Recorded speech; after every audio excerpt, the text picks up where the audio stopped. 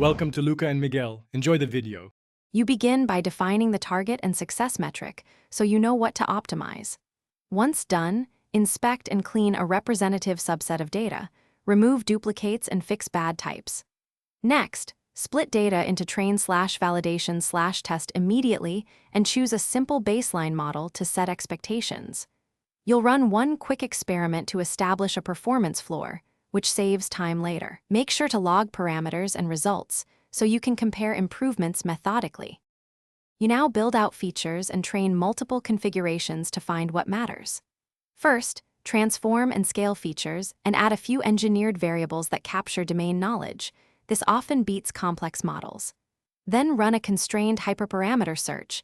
Don't overrun resources while tracking validation scores. Once experiments finish, inspect learning curves to decide if you need more data, regularization, or a simpler model. Make sure to version both code and datasets so you can reproduce any winning run.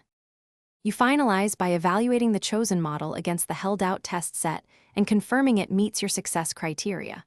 Once satisfied, prepare the model for deployment, optimize runtime, add input validation, and create a simple API or batch job.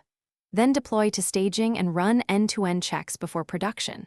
If performance drops unexpectedly, check data schema changes and label quality first.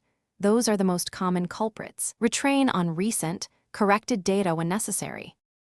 Thanks for watching and please subscribe. It's the best investment you'll ever make.